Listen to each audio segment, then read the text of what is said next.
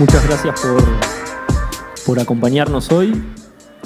Muchas gracias a Iña y todo el equipo por prestarnos su casa y acompañarnos en esta jornada. Agradecerles también a la Sociedad Uruguaya de Pastoreo Racional, a la Sociedad Uruguaya de Silvopastoreo. Nos representa hoy Adrián Bálsamo y José Dutra, presidente de Susilvo. Agradecerles también a Martín Jaurena, que nos va a estar aportando experiencia y conocimiento. Agradecerles también la presencia de los actores principales de la jornada de hoy, que son los productores y asesores con quienes contamos hoy para llevar adelante la jornada. Eduardo los va a estar presentando.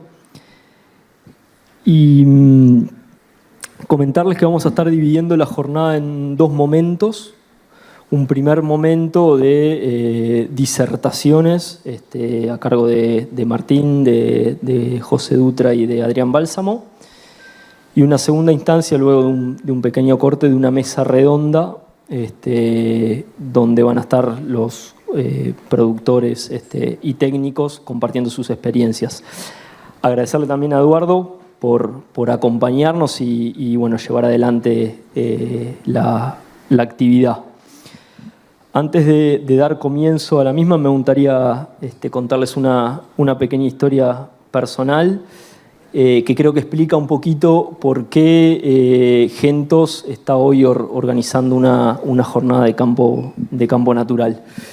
El año pasado, creo que era junio, me acuerdo que era un sábado, me invitaron a una jornada pura y exclusivamente de campo natural.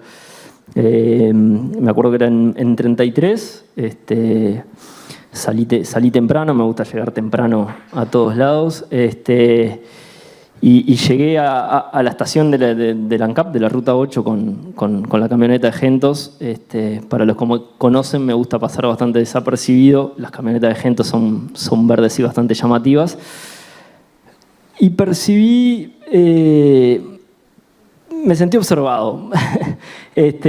Fuimos a la recorrida de campo natural. Creo que entre la primera y la segunda parada, tal cual, viene una señora, dos señoras me acuerdo, se me acercan y me preguntan qué hacía ahí, qué hacía Gentos ahí.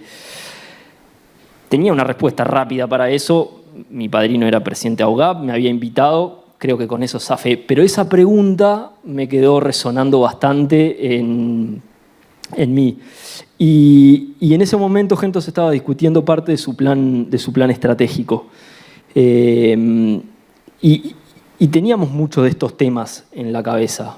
Gastón Escayola, gerente general de Gentos, viene de la industria frigorífica, estuvo trabajando 20 años ahí y tenía bastante claro cuáles eran los principales atributos que teníamos que a la hora de hacer un plan estratégico tener presente.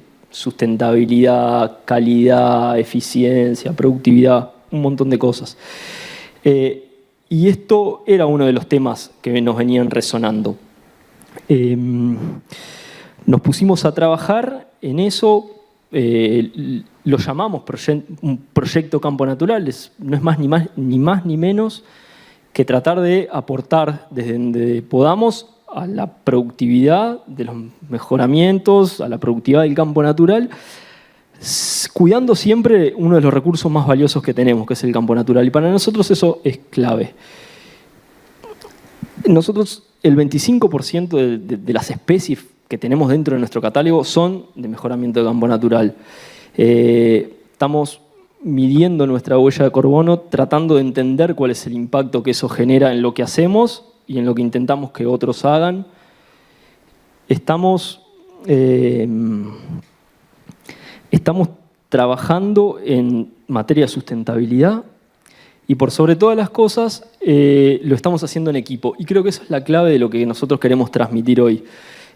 Parte de esta jornada, su razón de ser es que la hacemos con otros. Y de hecho, para nosotros es clave en nuestra forma de trabajo hacerlo con otros. Así que para nosotros esto es el comienzo de un proyecto interesante. Venimos trabajando cerca en este caso de Supra, venimos trabajando cerca de Susilvo, venimos trabajando mucho hace tiempo y tenemos muchos proyectos con Iña.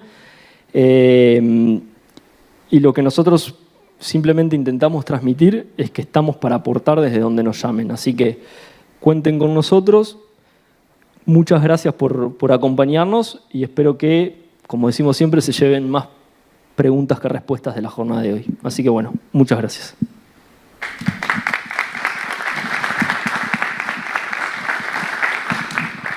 Bueno, bienvenidos y bienvenidas a todos. Siempre para mí es un placer poder participar de actividades de campo natural. Creo que nos llevamos preguntas, nos llevamos también ideas nuevas, aprendizajes.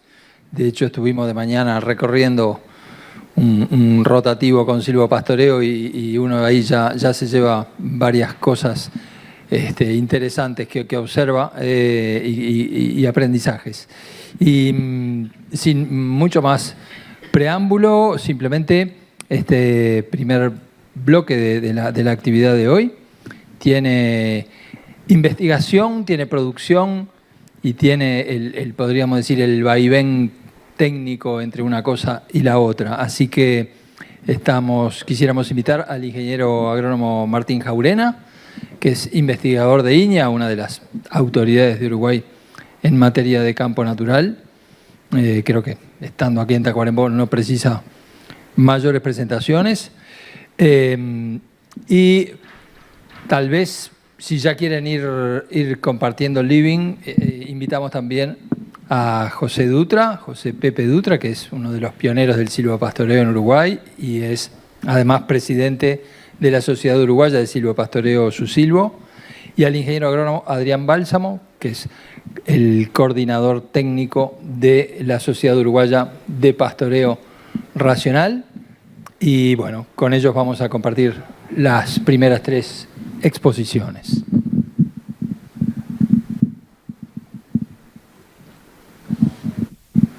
Martín, te toca a ti romper el fuego. Con micrófono, que la sala es grande.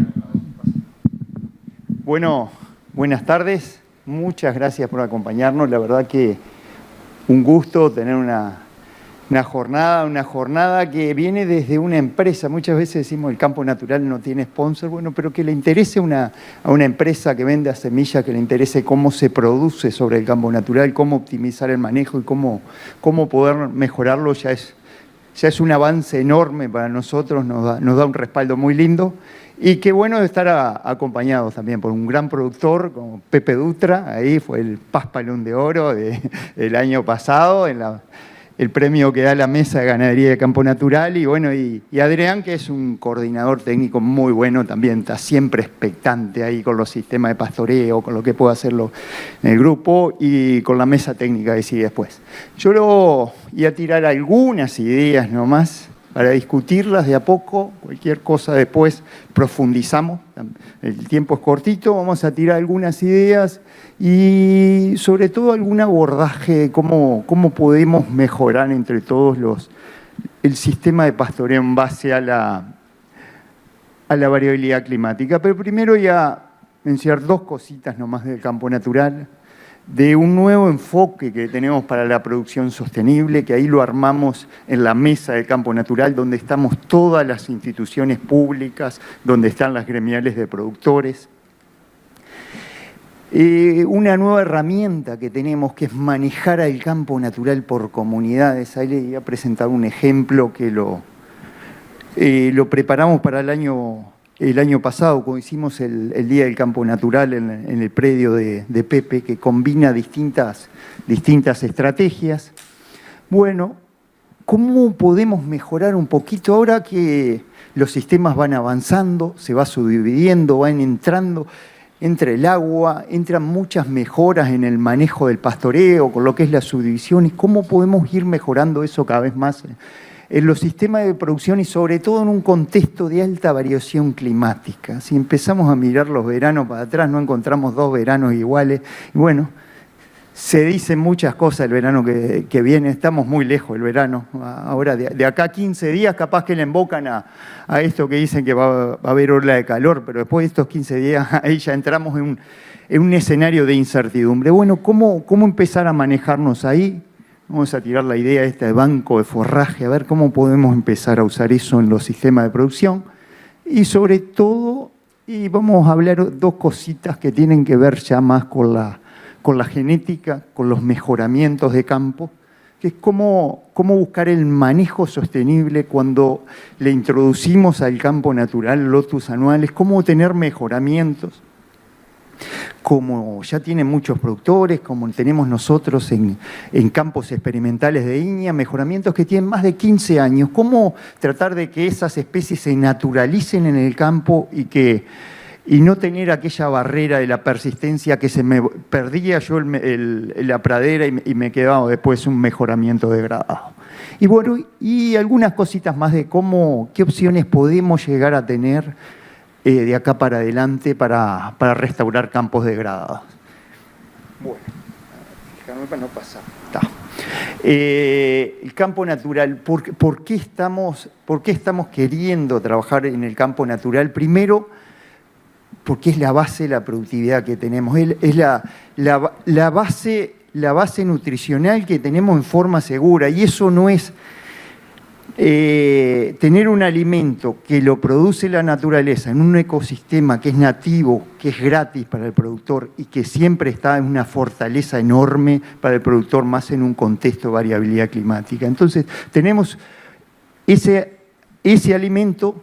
Por suerte, Uruguay tiene la certeza que es el patrimonio ecológico que tenemos y es la base también de una cantidad de servicios ambientales que van mucho más allá de los productores y que son muy buenos para toda la población. Entonces, hay una parte productiva que hace la base de la ganadería. Tenemos un pasto que siempre está, se produce muy barato, que si le aplicamos tecnología de manejo lo mejoramos, y también que hay servicios ambientales que van para toda la sociedad.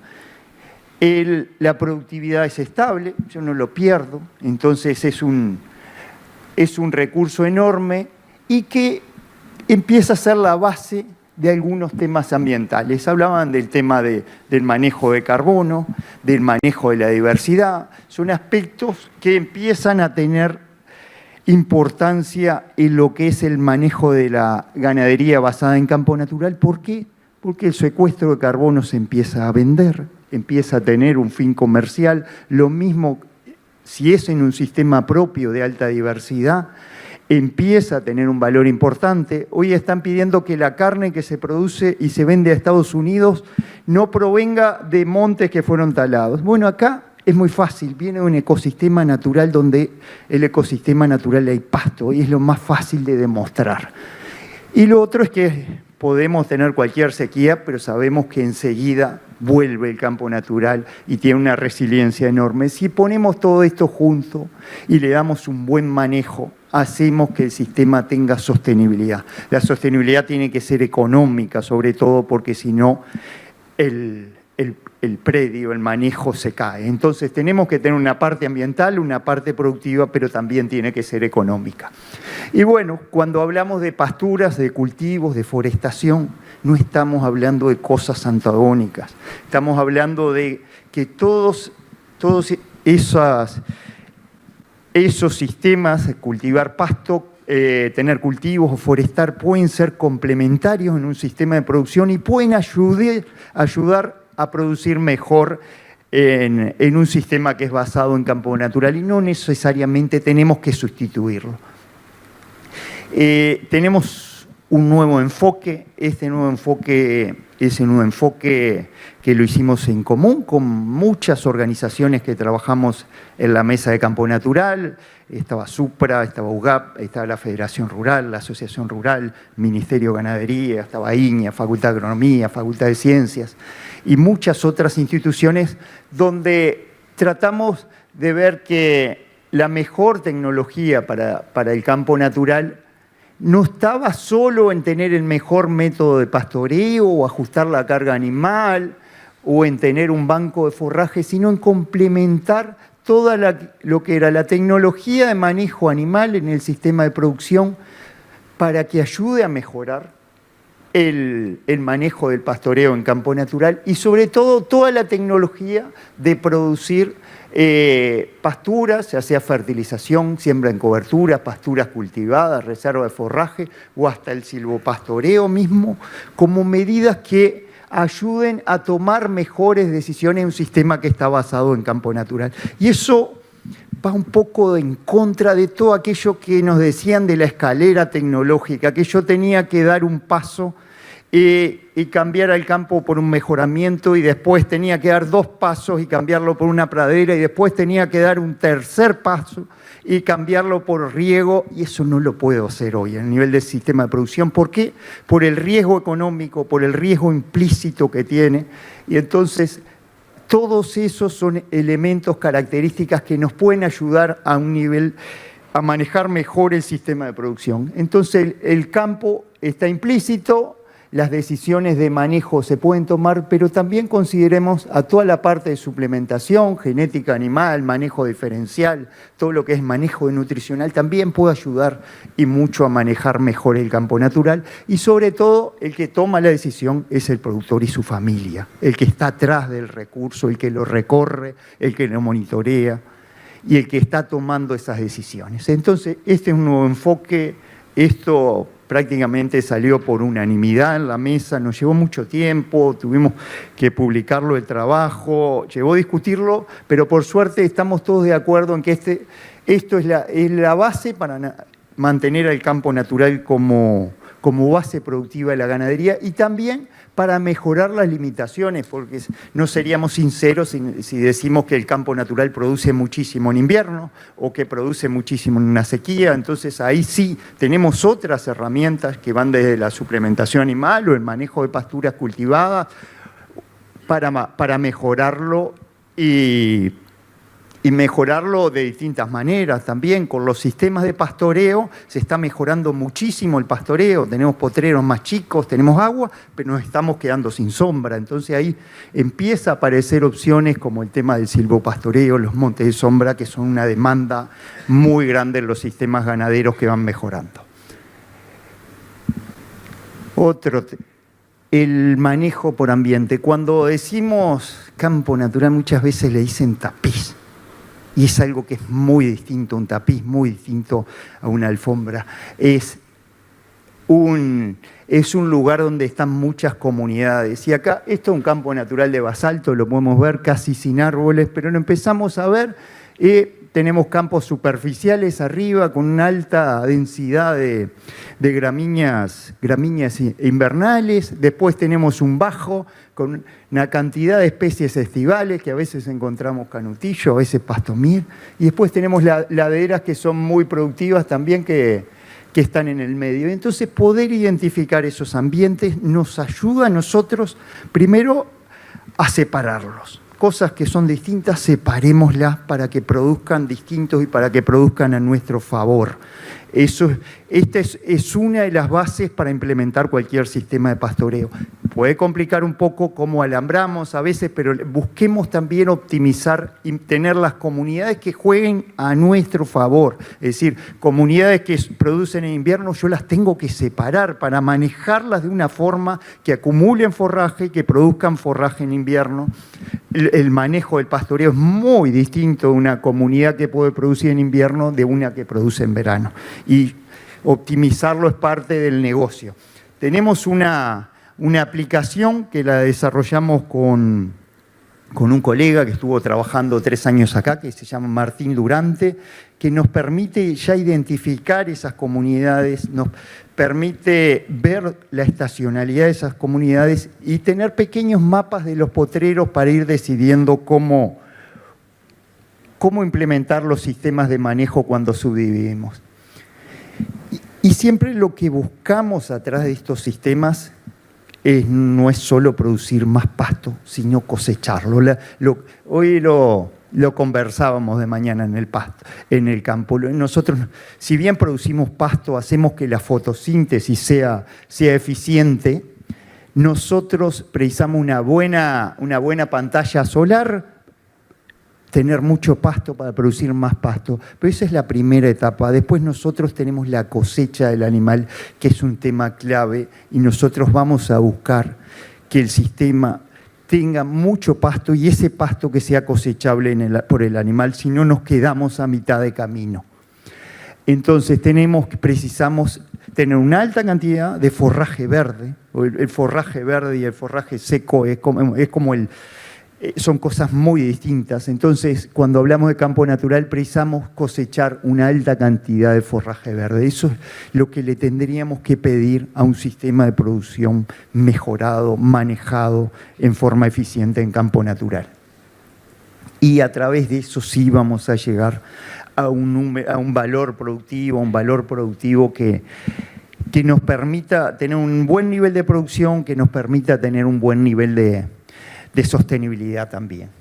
Y bueno, ¿cómo podemos empezar a manejar ese ambiente? Estos fueron los 3 últimos años en enero, anteriores a este, ¿no? 2021, enero del 2021, 2022 y 2023. 2024.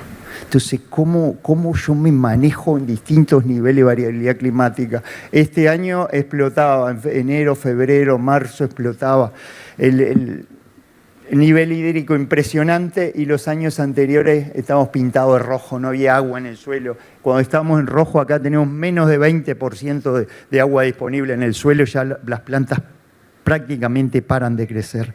Entonces, ¿cómo enfrentamos esos desafíos? Hoy teniendo herramientas muy lindas, programas de inversión que promueven que el productor subdivida, que tenga de bebedero, que haga pastoreo en la parcela, pastoreos muy eficientes. ¿Cómo podemos ir ahí? Vamos a bichar.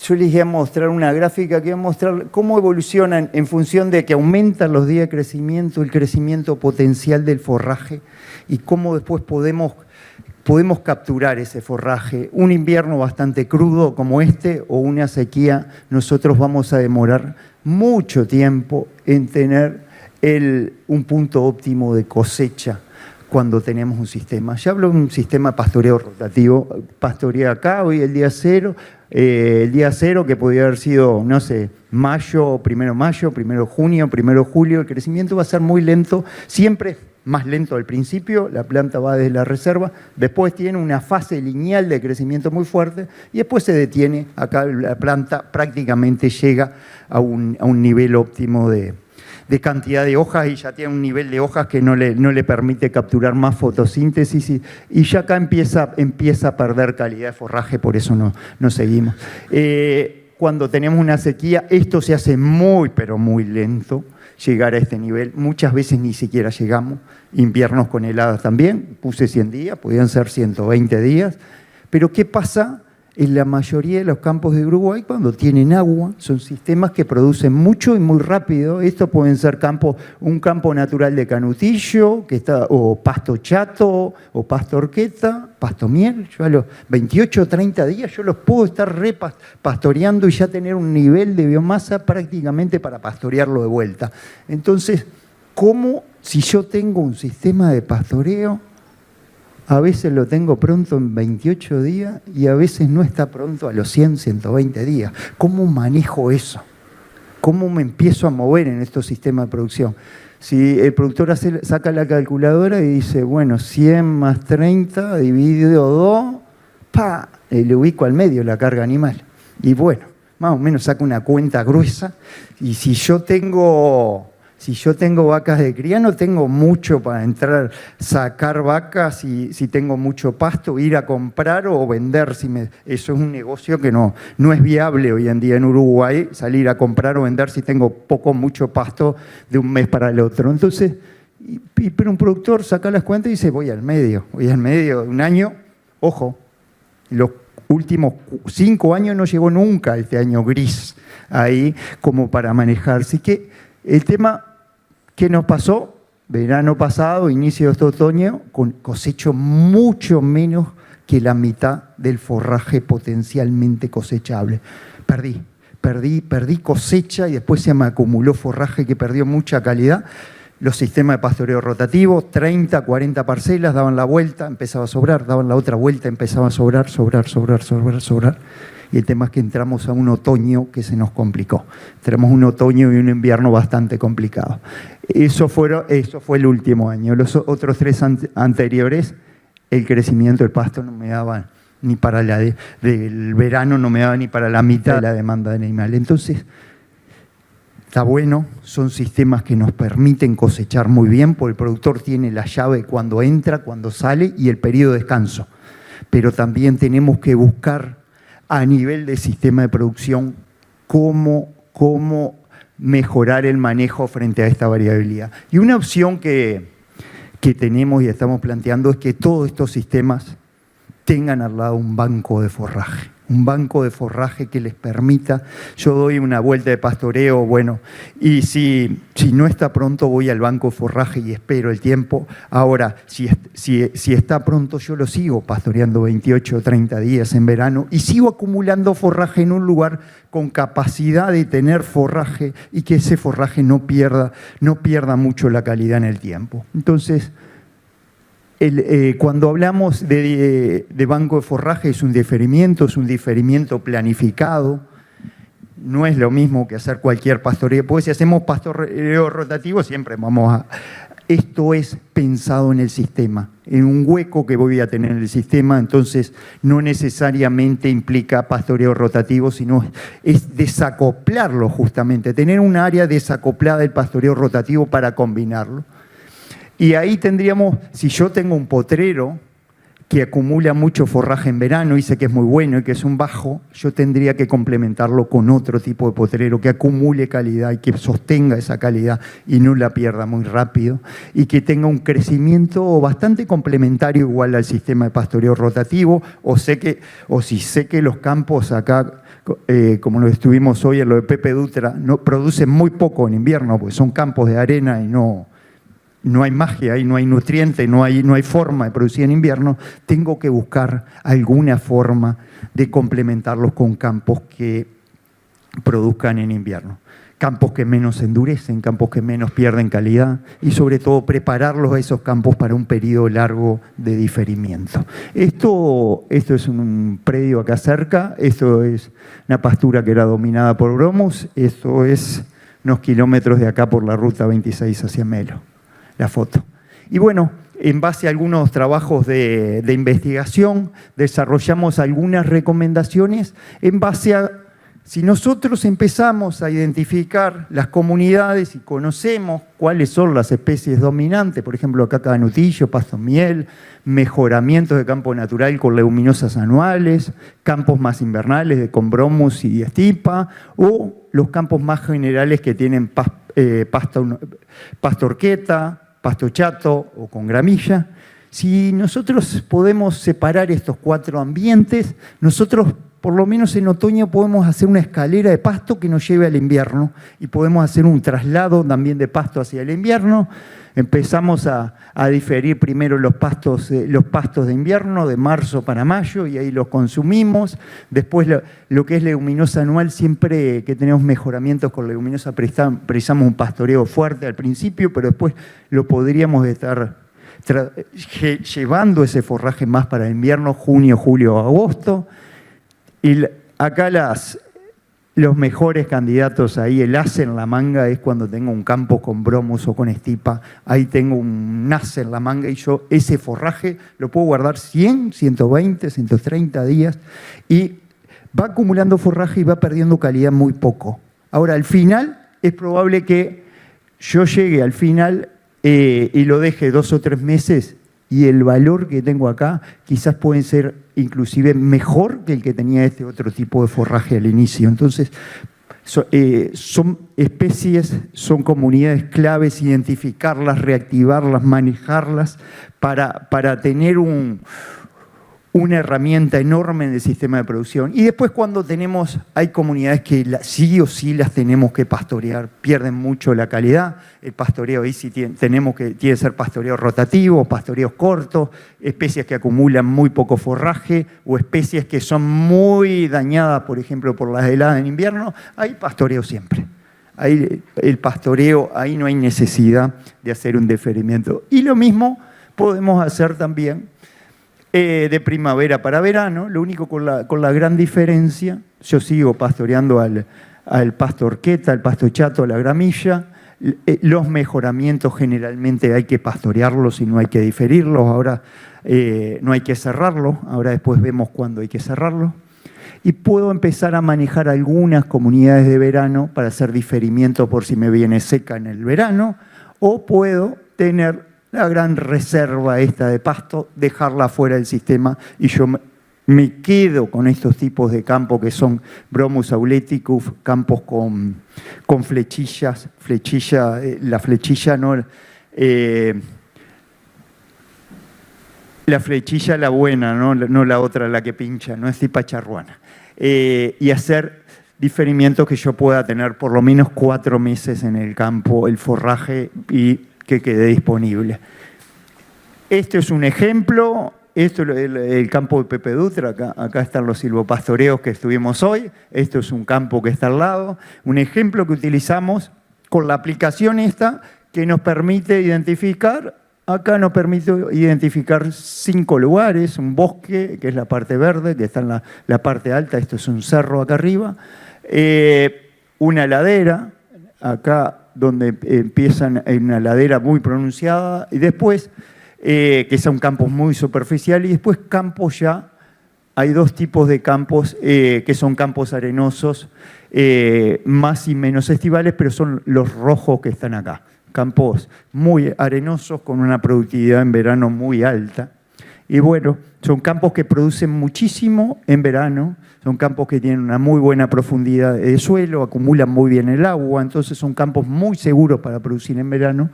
Y bueno, una opción sería tener todo este sistema de manejo. Acá tenemos más de 32 potreros, 3 a 4,5 hectáreas, por ejemplo, y combinarlos con un sistema único, acá donde hagamos una reserva de forraje. Hacemos el pastoreo de estos 32, si no están las primeras parcelas para volver, nos vamos a pastorear en el banco de reserva, la reserva esta que se puede manejar promoviendo especies que acumulen mucha calidad de forraje, sobre todo, como las que les contaba, como Bromus, como Estipa. Entonces, esto sería manejo que se puede hacer. Esto se hizo en base a esta aplicación. Después, si a alguien le interesa, les paso. Es una aplicación web muy fácil de usar que nos permite mapear el campo natural en base a lo que han sido los patrones de NDVI, de índice verde, desde el año 18 hasta ahora. Bueno, muy bien. Vamos a cambiar un poquito de tema y ahí ya nos ponemos más en onda semilla, en onda mejoramientos del campo natural. Cuando decimos mejorar al campo natural es que lo que hacemos nos permita tener un mejor campo natural. No queremos suplantar al campo natural por leguminosas ni por ningún otro pasto. Pretendemos integrarle un pasto que le permita mejorar alguna debilidad que tiene el campo natural. Este es un campo natural de basalto, no tiene lotus. Acá hay más o menos tiene un 25% de lotus. Acá es un campo que ya llevó una dominancia excesiva de lotus y acá hay un riesgo enorme, sobre todo en campos que son de cristalino, de que esto se nos pase y se nos pase a un campo degradado, que el campo degradado acá es gramilla, pero puede ser cualquier otra maleza y nosotros no tengamos nunca vuelta atrás, por lo menos en el corto y en el mediano plazo hacia un campo natural. Entonces, buscamos siempre una leguminosa integrada al campo natural. Hoy tenemos 10 millones de hectáreas, quizás hay 3, 4 millones de hectáreas que podría integrarse, que sea parte de... Ahora, si nosotros tenemos esto, que es una leguminosa anual, la tenemos en noviembre, diciembre y nos agarra una sequía, nos quedamos con un campo vacío. Campo que va a ser solo tierra y que después va a ser colonizado por la primer maleza que esté en la vuelta. Entonces tenemos que tratar de evitar esto. A veces no es muy fácil, pero vamos a ver algunas herramientas principalmente para buscar que en el mejor de los casos en primavera, un campo, cuando hablamos de campo mejorado, tenga 30, 40 y hasta como máximo 50% de lotus. Cuando hablamos de estos lotus anuales, que son lotus que tienen un banco de semillas enormes, este es el lotus Iña basalto, entonces nos permite a nosotros complementar al campo natural, sin sustituirlo. Entonces, el paso rojo es el que queremos evitar. Hasta las primeras etapas acá podemos tener un vuelta atrás, pero después cuando tenemos un exceso de dominancia y silo, puede ser complicado. Sobre todo en campos de cristalino. Estamos viendo que los campos de basalto aguantan un poquito más. Pero bueno, tampoco podemos forzarlo. Este camino hacia allá, en la medida que metemos más fertilizante fosfatado, vamos a ir siempre a tener más leguminosa en el campo. En la medida que dejemos cierres para semillar, muchas veces hablamos de cierre para semillar ya en el año 1 del mejoramiento, pero después ya no es necesario porque tiene un banco de semillas, por lo menos Lotus Iña basalto tiene un banco de semillas enorme, entonces no es necesario, tiene un hábito muy postrado, entonces produce semilla casi a nivel del suelo, no conviene, pues nos puede llevar, si yo lo fertilicé mucho, y lo cierro para semillar. No tengo ovinos, que los ovinos nos llevan para atrás porque persiguen al lotus, les encanta. ¿Les encanta, Fabio, o no? ¿Les gusta el lotus? Sí, ahí tengo. Trabajo en selectividad. Y todavía, si nos viene una sequía y nos deja esto el campo libre, tenemos un campo que hay altas chances de que sea degradado. Entonces, cuidémoslo por ahí. Ahora, algo que nos estamos dando cuenta también es que verano lluvioso empieza a ocurrir lo que pasa este año, ¿no? Los lotus ya son difíciles de ver, la competencia del campo empieza a ser muy fuerte de las gramíneas perennes, entonces si hay que fertilizarlo, fertilicemos después de un verano lluvioso. Si hay que hacer pastoreos fuertes, hagámoslos después de un verano lluvioso, que ahí el campo tiene cierta capacidad de respuesta. Esto se llama modelo de estados y transiciones de cómo tratar de convivir con un lotus donde lo tenemos 25-30% en el campo natural y podemos tener un lotus, estoy seguro que lo podemos tener 20 o 30 años y no que nos vayamos el segundo año acá y el tercero nos pasemos acá porque lo fertilizamos de más o porque lo cerramos para semillar. Entonces esta es una alternativa linda y ahora últimamente les voy a hablar del tema un poquito del tema de bromus y restauración de algunas parcelas degradadas. Cuando hablamos de bromus, es casi que una joyita que tenemos en el campo natural. No está porque en la mayoría de los campos o no la vemos muy seguido, no es por capricho, es porque al ganado le gusta mucho. Le gusta demasiado, y la persiguió, y rebrotó, y la persiguió, y en algunos lugares casi que no la vemos. No quiere decir que no está ahí, pero en muchos lugares prácticamente, desde el punto de vista productivo, no está. Entonces, se han desarrollado cultivares, los cultivares son muy buenos, hay 3-4 cultivares disponibles ya en Uruguay. Este es el último lanzamiento que se hizo, se llama Iña Los Paraísos. Ojalá tengamos semilla disponible para el año que viene. Una especie increíble para crear esos bancos de forraje, esos bancos de proteína. Esto es el azul, está el nivel de proteína que tenemos en otoño, en invierno, 30%. Hoy sacamos la cuenta. A una planta forrajera no le entra más que 30% de proteína. Tiene todo lo que puede tener una planta forrajera de buena calidad. 30% de proteína en invierno y prácticamente 80% de digestibilidad. Quizás si lo fuéramos a comparar es casi como esto viene a ser casi como un trébol blanco, lo único que no. Puede comerlo más tranquila que no revienta una vaca, no pasa nada ahí. Entonces, es una especie clave, acá esto un ensayito que tuvimos, esto fue parte de mi experimento de maestría. Este experimento lo hicimos con Fabio y otros colegas más. Estamos viendo, primero, qué nivel de carga soportaba un campo superficial de basalto. Y después quedamos con mucha angustia acá que nos habíamos pasado de carga. Bueno, pero ahí reintroducimos bromus y por suerte el bromus nos ayudó porque habíamos quedado muy mal en el camino y bueno, la capacidad que tenía de introducirse, y sobre todo cuando hay suelo desnudo, cuando hay ambiente. Lo que no le gusta al bromo es solo los lugares húmedos. Después, si hay buen drenaje, es una planta excepcional. Y bueno, esto vimos hoy, esto lo vimos en lo de Pepe Dutra, un pequeño experimento que tenemos ahí con bromus, debajo de los árboles también, que en la medida que tenemos sombra, un ambiente más húmedo, es mejor ambiente todavía para esta especie. Le encanta la sombra, le encanta los lugares semihúmedos así, y donde hay buen drenaje.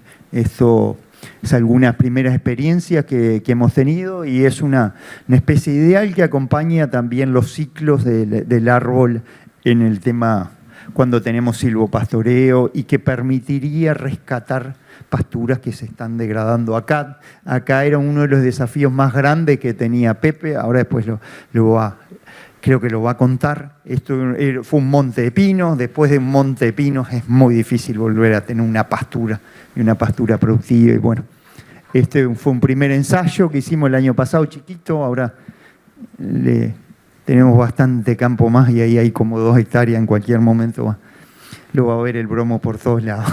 Bueno, terminando, mensajes finales. Cuando tenemos entonces el campo natural, y sobre todo si son productores, véanlo como una herramienta de manejo, pero sobre todo como una herramienta para tener manejo sostenible en el campo a largo plazo. No quiere decir que no lo tengamos que cambiar en algún momento, pero piénselo 1000 veces antes de decidir cómo cambiarlo. Y si ese cómo cambiarlo en un sistema de producción ganadero me ayuda a manejar mejor el resto. Entonces no está mal, pero que eso que lo voy a cambiar me ayude a manejar mejor el campo natural, y que tenga una interacción muy buena en el sistema. Busquemos ser más verdes también, que nos va a ayudar. Tener el campo nos va a ayudar desde el punto de vista comercial, ambiental, eso nos va a ayudar. Y después, cuando hablamos de sistemas de manejo que se están promoviendo, por lo menos productores medianos y grandes ya a través de los planes de manejo pueden acceder ya a subdividir, a tener agua en la parcela, a mejorar esos campos. Busquemos también optimizar esa cosecha de forraje en los sistemas rotativos, que son muy buenos, pero busquemos optimizarla con bancos de forraje que nos permitan ir superando las debilidades que tienen los sistemas de campo natural. Entonces, busquemos hacia adentro. Comprar y vender ganado no va a ser fácil, si tener un sistema adentro, y sería como un ajuste de carga con pasto adentro del sistema. Y lo otro,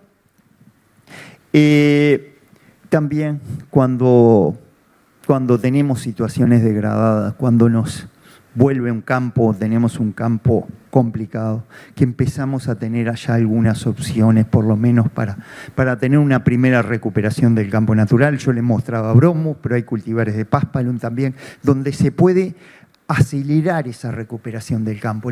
Podemos nosotros dar algunos avances y decir, bueno, esto que estaba degradado, iniciamos una transición hacia un campo más diverso, hacia un campo más productivo. Bueno, esa era la idea, después conversamos lo que quieran, así que bueno, muchas gracias.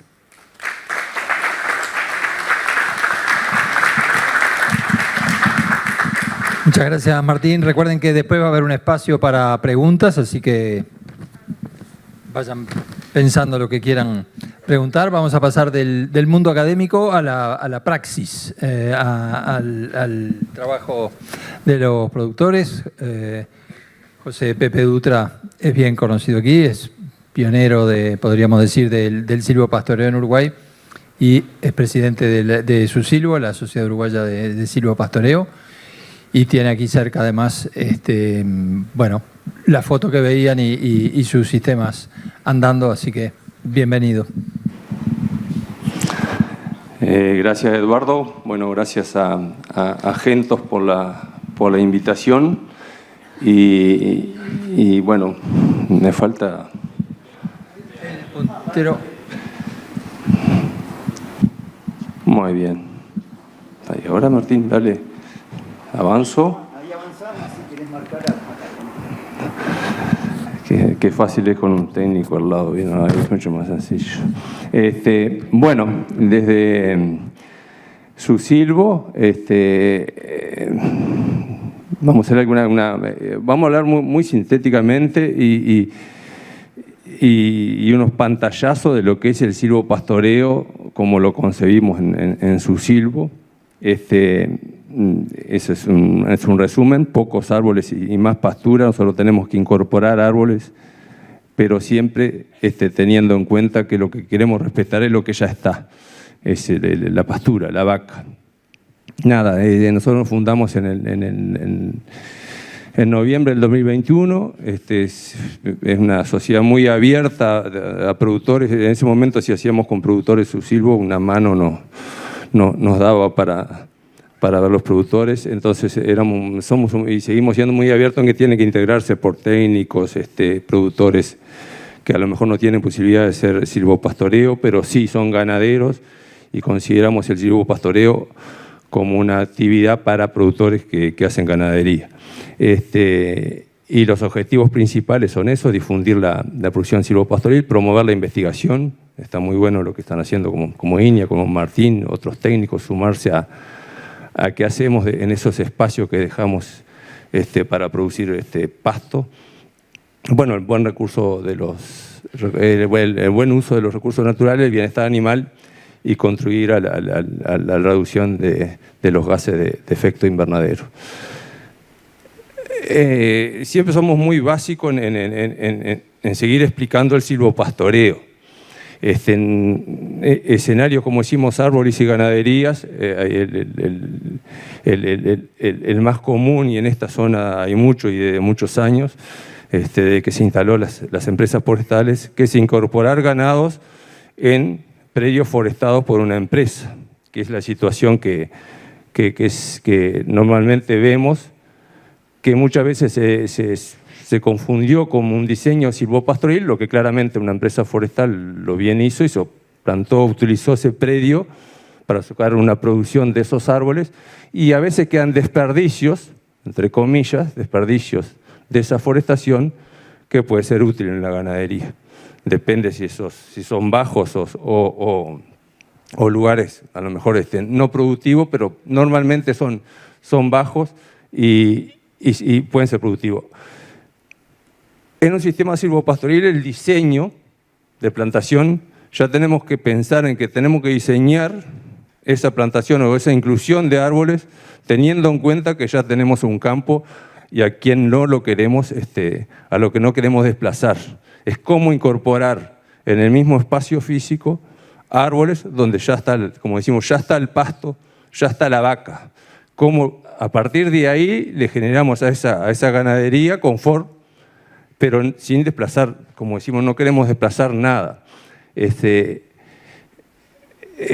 Acá hay comparar una forestación convencional, las dos fotos son del mismo monte, en el centro del Rodal, y o sea, estos acá. Lo que sí queremos mostrar que eso es lo que pasa cuando plantamos muchos árboles, para los que tenemos pastura. Nos pasa que llegamos a esta situación. Nosotros hicimos plantaciones convencionales, macizo en casa, y llegamos a esta situación, o sea, no tenemos pasturas. Cuando vemos los árboles, tenemos una competencia entre ellos de árboles que lo que generan es, como pasa con una alta carga de ganado, árboles dominantes, dominados, suprimidos, algunos muertos. Y cuando vamos a los bordes, la situación de bordes de ese mismo monte, tenemos la situación esta, o sea, árboles con otro diámetro, con otra gordura en términos ganaderos, árboles más anchos, y tenemos pastura. Eso es lo que quisimos, entre comillas, lo que buscamos, entre comillas, con el silvopastoreo, replicar. O sea, plantar un número de árboles muy inferior, cosa de no matar pastura, y esos árboles esos pocos árboles, entre comillas, que plantamos, tengan un diámetro superior. Esta es una definición de silvopastoreo que en el marco del Acuerdo de París, con Dirección Forestal, el Medio Ambiente y el Programa de Naciones Unidas, se estableció Nosotros nos gusta puntualmente esta para nosotros es muy aplicable a la situación nuestra, a Uruguay, Argentina, el norte de Argentina, sobre todo el sur de Brasil, porque arrancamos del escenario nuestro, arrancamos con la pastura ya está, ¿no? Acá están los campos con pastura, con las vacas. ¿Cómo incorporar el árbol? Es una opción de producción pecuaria que involucra árboles en un sistema de manejo integral, en la misma superficie, ¿no es cierto? Porque cuando vamos más hacia el norte de Brasil, Colombia, Centroamérica, se puede decir que arrancan en un silvopastoreo de escenario opuesto. Lo que está allá es el árbol, hay muchos árboles, cómo a veces entresacar árboles para generar espacio a crecimiento pastura. Nosotros tenemos, es una opción de producción pecuaria porque ya tenemos la ganadería, cómo incorporar el árbol a esa ganadería. Bueno, lo que buscamos con un sistema silvopastoril es eso, o sea, hablamos más siempre de pasturas que de árboles. O sea, cómo plantamos el árbol, en este caso, y mantener la pastura existente. O sea, generarle valor agregado a la ganadería, producir madera de calidad podada, conservar la vida. Cuando hablamos de la vida, no solo de la ganadería, la vida del establecimiento, del personal, de la vida del suelo, aportar, como decíamos, confort a esa ganadería, sombra, abrigo, con pasturas, o sea, en el mismo lugar que la vaca come, tenga en verano el abrigo, la sombra, y en invierno el abrigo. El árbol como integrante de un sistema de producción, no queremos desplazar ninguna otra, ese es el fin, ese es el cometido, ese es el objetivo. Y para eso realizar, intervenir el árbol podas muy tempranas y continuas para que esa entrada de luz llegue a las pasturas en el mismo lugar físico que tenemos los árboles, ¿no es cierto? Beneficios sociales, en este caso hay más mano de obra en el establecimiento para el manejo de esos pocos árboles por hectárea, mayores producciones físicas, incremento patrimonial, o sea, mayores ingresos por hectáreas. Y bueno, el silvopastoreo o los sistemas silvopastoriles persiguen objetivos similares al pastoreo racional, a la ganadería regenerativa y forma de producir aportando al medio ambiente. Lo que se busca con silvopastoreo es ganadero con árboles, ¿no? A partir de una ganadería. Y como decimos siempre, si al plantar árbol no cuidamos las pasturas, algo que plantar árbol y crece lógicamente para arriba, si dejamos de mirar para abajo, ya empezamos a flaquear como productores silvopastoriles. Bueno, esto particularmente la producción en campo natural, para nosotros humildemente es de adaptar el sistema de producción a lo que produce el suelo del establecimiento. Y bueno, en Uruguay los suelos en campo natural producen diferente el sistema de producción al potencial que tengo en ese suelo. Y de acuerdo a eso ajustar la carga, de acuerdo a la oferta de pastura en la época del año.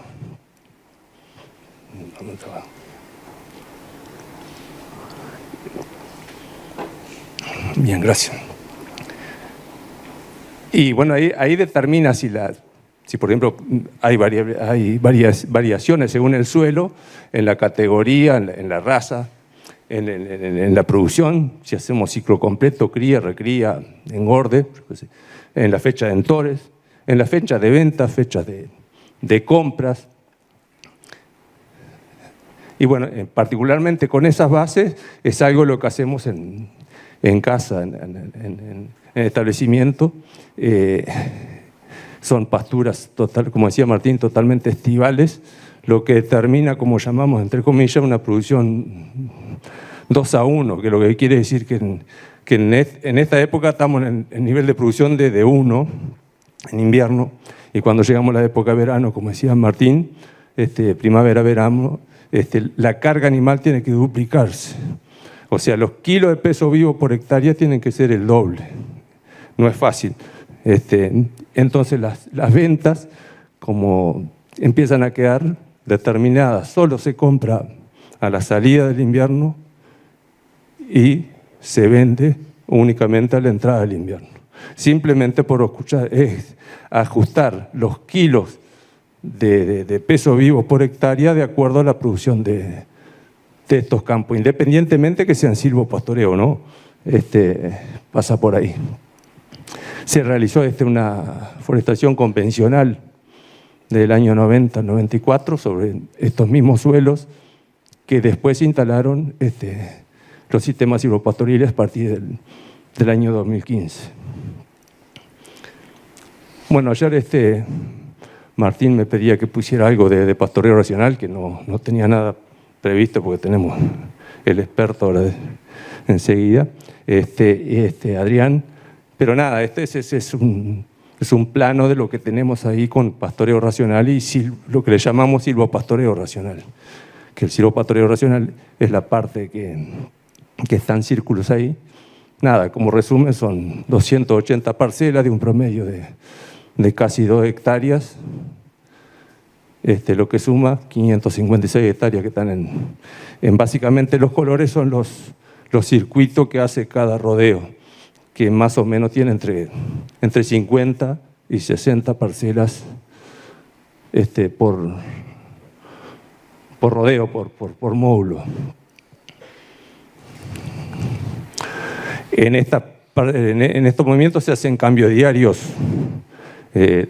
Siempre estamos hablando sobre pasturas totalmente naturales, se hacen cambios diarios de parcelas, sea invierno o verano.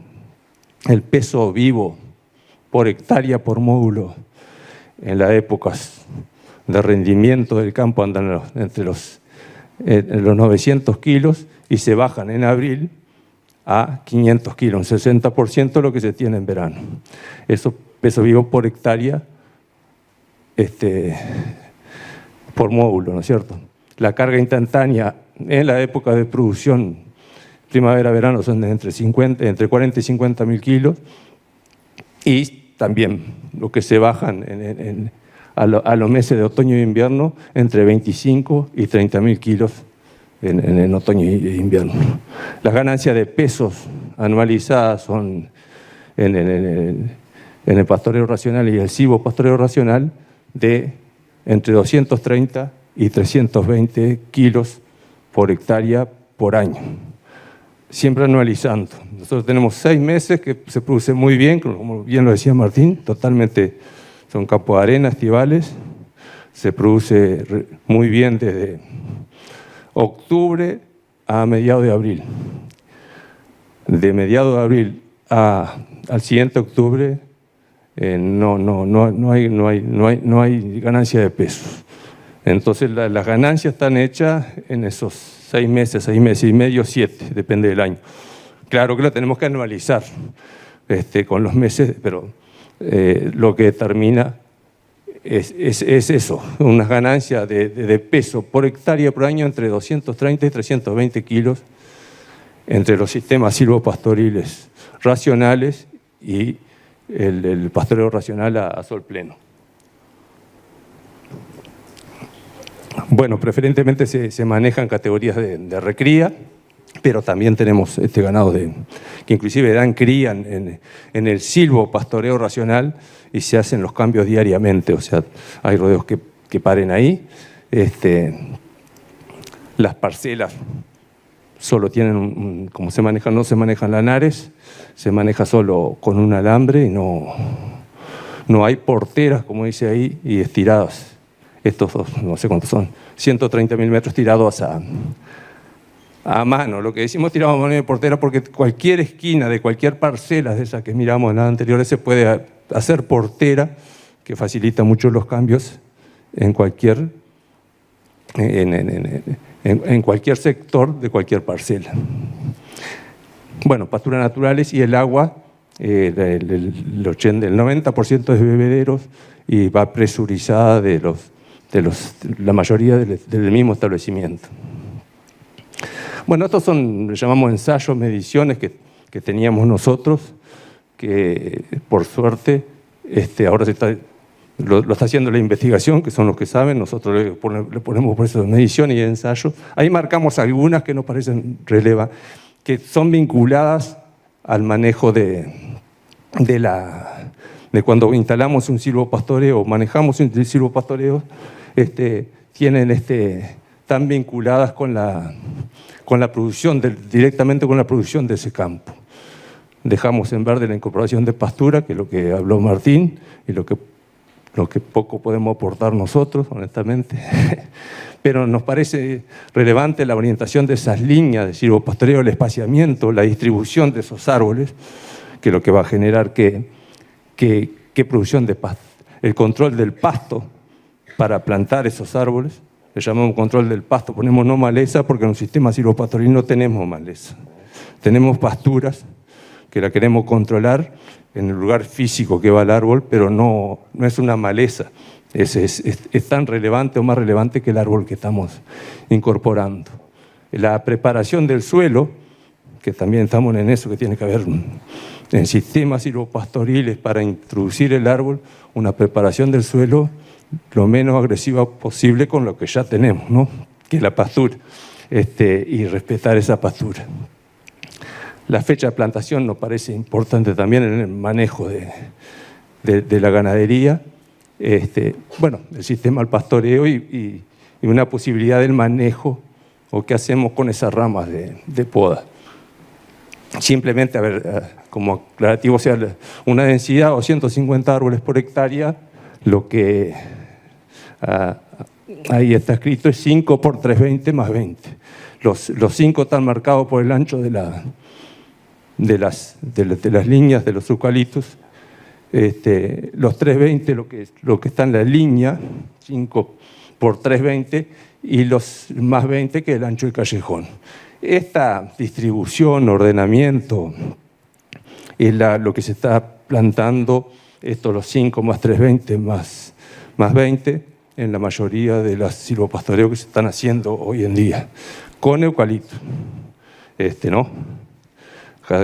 Tenemos que puntualizar que la mayoría de los silvopastoreos que se están haciendo es con eucaliptos y eucaliptus grandis, eucalipto para producción de madera supuestamente de calidad estructural, no con destino celulósico. Siempre va a haber un porcentaje con destino celulósico, pero no eso es el objetivo principal.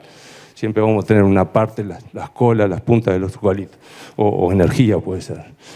Sí, lo que hablábamos del laboreo también nos parece relevante, que un laboreo convencional, que eso es lo que normalmente hacemos, tenemos un riesgo grande a veces de erosión, en vez de hacer una franja de laboreo, corremos el riesgo de tener en vez de una franja laboreada, un canal.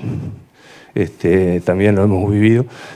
Estamos probando, como dice ahí, con una posera modificada, o sea que una posera de clavar poste modificada para que no nos saque la tierra, sino afloje, pero no que la tierra quede en el lugar. Un cincel en cruz, un cincel solo una línea, que viene a ser, es eso. O sea, es tipo una plantación directa, y ahí no lo estamos haciendo, no hay mayor inconveniente. Y después estamos también en su silvo probando algunas herramientas muy raras, como le pusimos ahí, no tienen nombre, porque es cómo laborear y aplicar el herbicida solo en el lugar físico que va el árbol. Queremos el mejor árbol, pero siempre que nos respete la pastura. Entonces queremos el mejor árbol en ese espacio, pero no queremos que nos dañe. Y después que crece el árbol, como decimos, queremos el pasto contra el tronco del árbol. Bueno, las líneas, como decimos, las orientaciones, hoy estuvimos viéndonos, eso se encasa ahí, este-oeste y norte-sur, puede ser este-oeste fue la primera que hicimos nosotros, la orientación no recomendada, pero digo, cuando arrancamos con esto en el 2015 no había referencia, y la única referencia que teníamos era en Argentina, en Corrientes, Misiones, y es la orientación que ellos la aplicaban, ellos la replicamos nosotros y estamos en otras latitudes. Y ese año, el primer año, se hicieron todas, este-oeste, o sea, y la orientación está marcada por cómo favorecer la entrada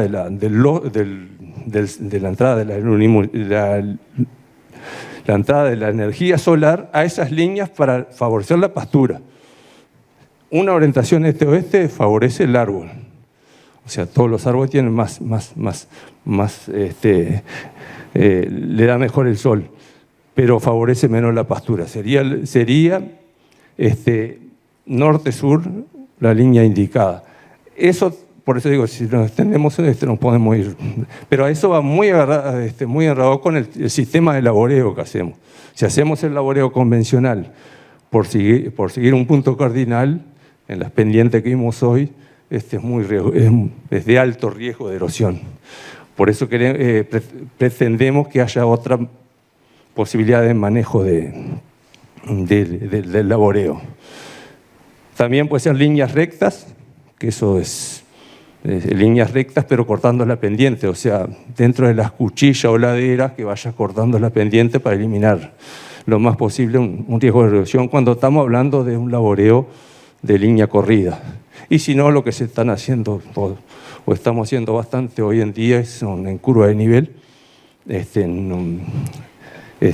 y no es fácil, porque es bravo de terminar, pero con banderillero y con piloto automático se logran bien las distancias que se establezcan.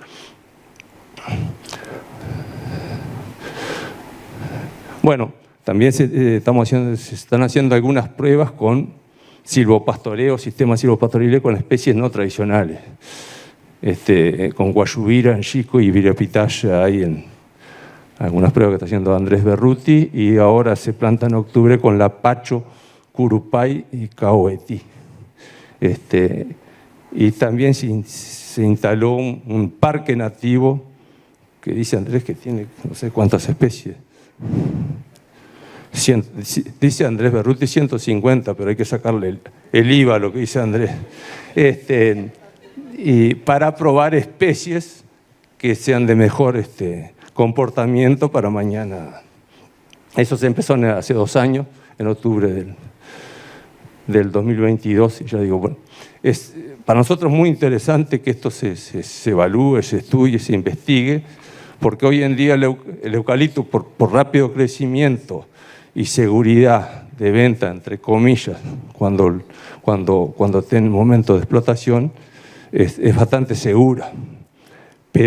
Y por la velocidad de crecimiento que te da por hacer un ingreso mayor por esos árboles al final del turno de ellos, de la producción de madera, pero también por pastorear lo antes posible, porque cuando el crecimiento es lento del árbol, a lo mejor, en estos casos algunos ya no sé cuándo lo vamos a pastorear, pero cuando Andrés me permite. Bueno, nada. Para terminar, nosotros creemos que los sistemas silvopastoriles, como hicimos, es integrar el árbol a la ganadería, no desplazarla, con un cuidado al medio ambiente. Tenemos el compromiso y el deber de producir más y mejor, eso todos los que producimos sobre tierra, sobre suelo, pero no a cualquier precio, y el compromiso sí de dejar ese suelo mejor para futuras generaciones.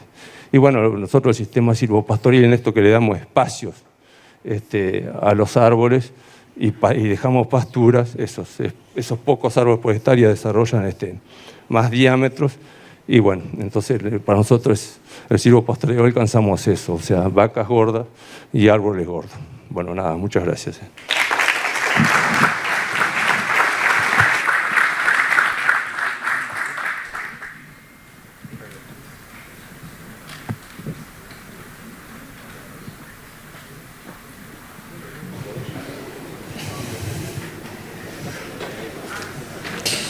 Bueno, vamos a cerrar esta primera parte con el foco puesto en método de pastoreo, podríamos decir, desde que a mediados del siglo XX el francés André Voisin descubrió las leyes del pastoreo.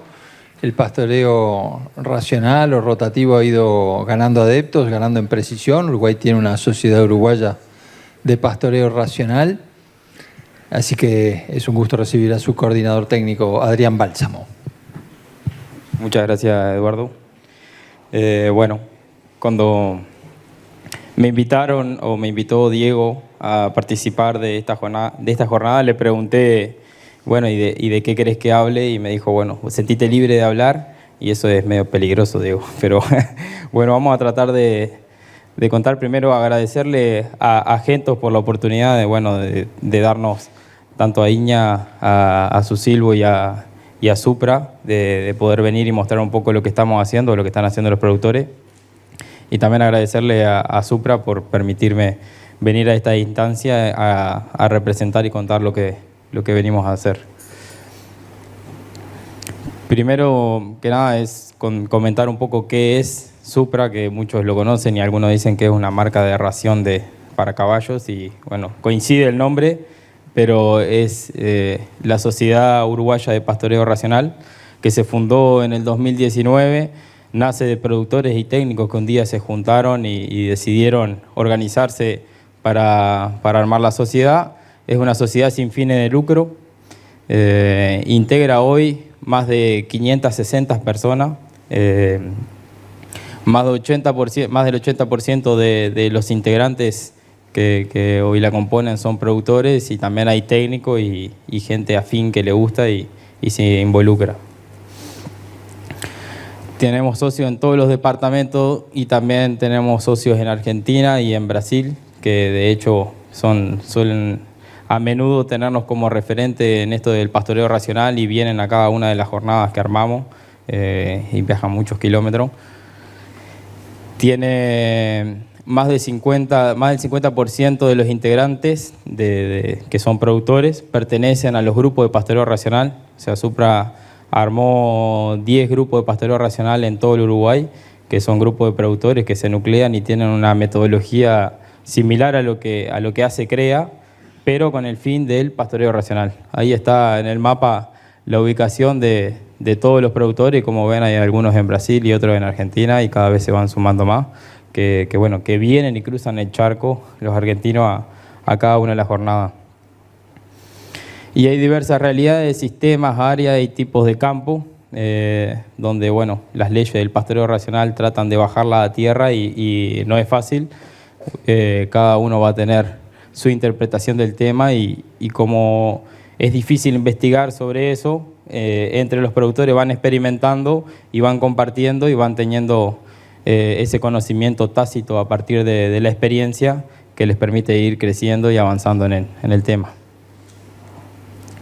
Bueno, ¿qué se busca dentro de Supra? Buscan extender el pastoreo racional masivamente, colaborando para que todos los productores ganaderos puedan lograrlo con éxito, contribuir en la conservación de sus recursos. O sea, el campo natural es uno de los recursos de la mayoría de los productores ganaderos y nosotros queremos conservarlo, capturar carbono, comprometernos para lograr un desarrollo sostenible y lograr la valorización de los servicios ecosistémicos. Supra busca colaborar activamente en la reconstrucción del entramado social de nuestro país. Hemos visto, que cada vez migran más los productores desde el campo a la ciudad y hemos visto que con estos sistemas la gente tiene ganas de quedarse.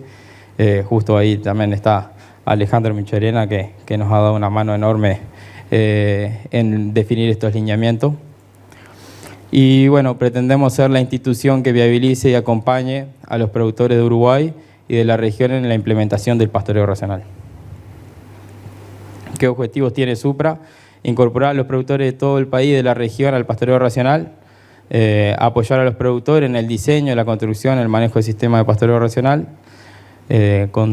construir equipos técnicos expertos. O sea, dentro de esos grupos de pastoreo racional, al inicio arrancaron entre ellos agrupándose y armando las jornadas, y un día en diferentes convenios fuimos consiguiendo apoyos para poder contratar diferentes técnicos que actuaran de facilitador en cada una de las regiones. Formar grupos de apoyos permanentes, que hoy son esos GPR que les comentaba que están funcionando. Viabilizar el pastoreo racional a través de alianzas con diferentes instituciones público-privadas. O sea, tenemos relaciones con el Plan Agropecuario, la DGDR, el Ministerio de Ambiente, Gento, la Mesa de Campo Natural y Terco y otras instituciones que nos han apoyado en cada una de estas jornadas. y incorporar las tecnologías de información y comunicación para el manejo y el control de los resultados. Un poco me preguntaba yo qué les puedo contar. Básicamente la experiencia que he tenido hoy es la que he adquirido gracias a los productores. Yo trabajo como técnico asesor de 2 grupos de pastoreo racional, uno en el litoral norte, en un convenio con la DGDR, tuve la oportunidad de empezar a trabajar ahí, y otro con el litoral sur, que es un convenio que tenemos con el plan agropecuario, y trabajo como técnico facilitador. Los que tienen la experiencia del acierto y el error son ellos, y ellos me comentan, y yo les pedí permiso a algunos de ellos para poder compartirle las experiencias que fueron logrando y los resultados.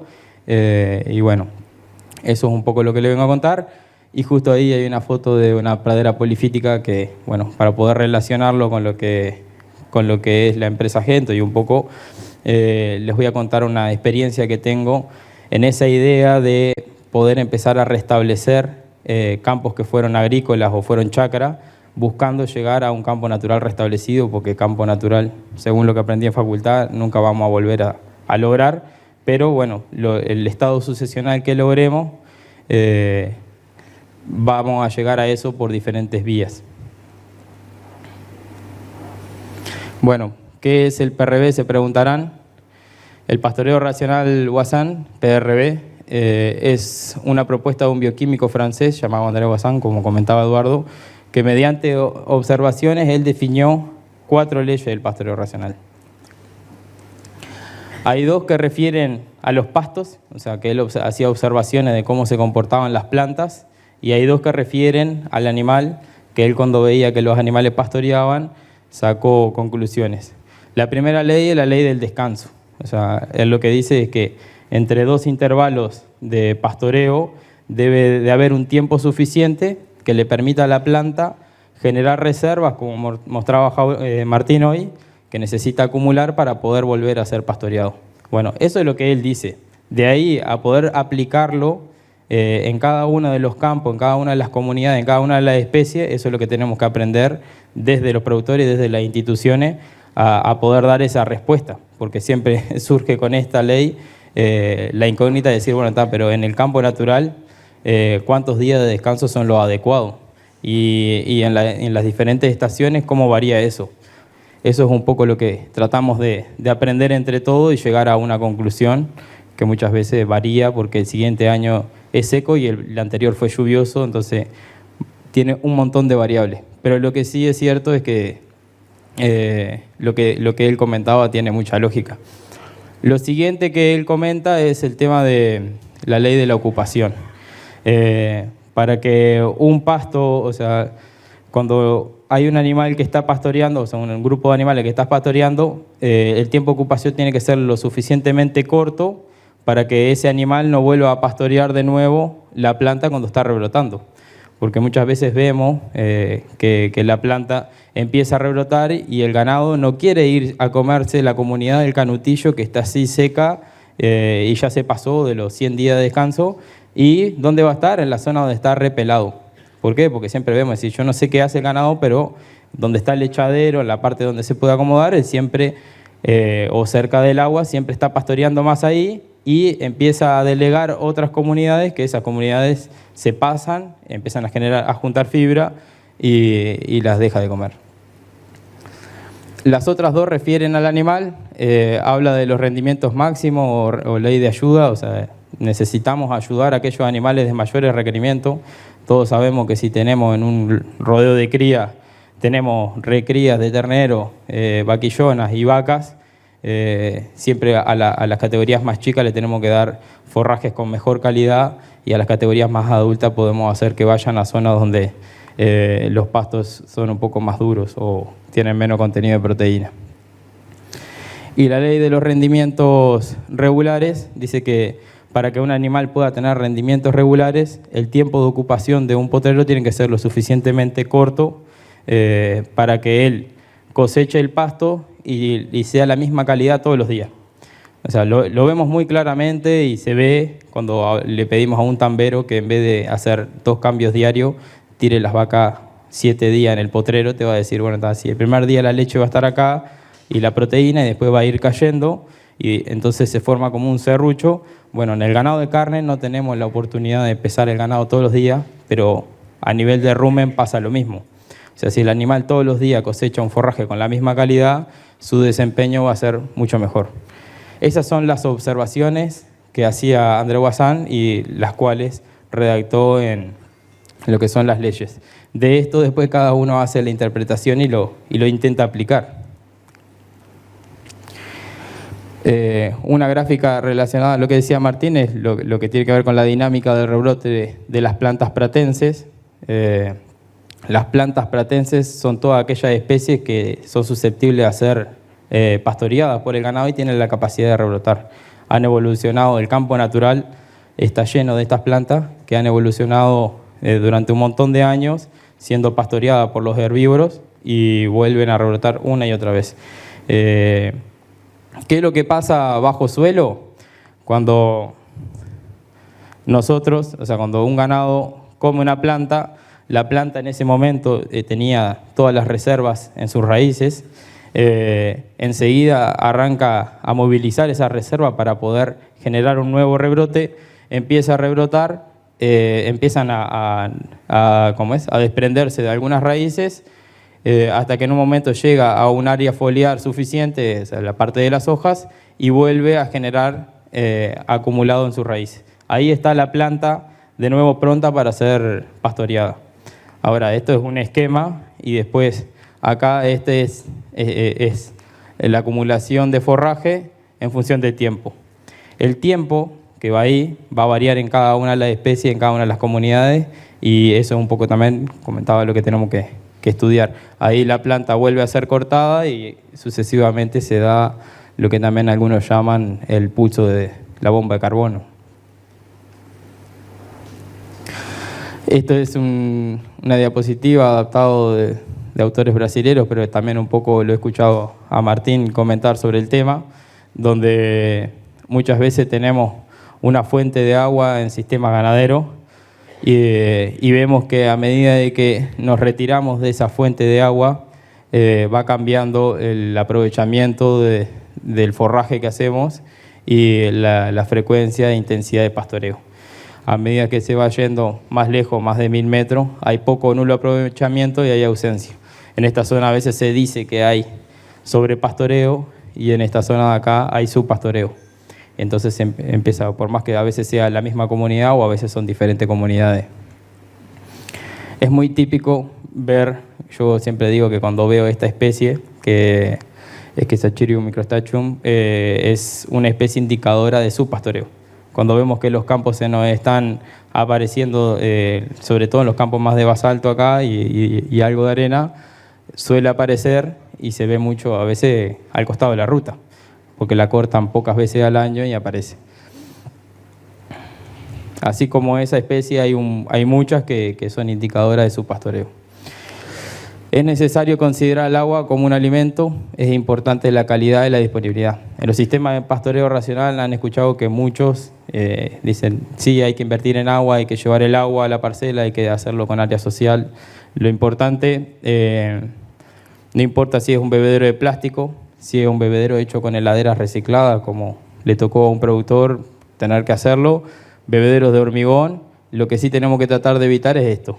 O sea, estas situaciones donde el ganado va a veces a un tajamar o un pozo de agua que se generó por una cantera, se meten y intuitivamente enseguida bostean y orinan ahí adentro y después ya la calidad del agua no es la misma. También en los sistemas de pastoreo racional, el alambrado eléctrico es una herramienta para poder aplicar las leyes.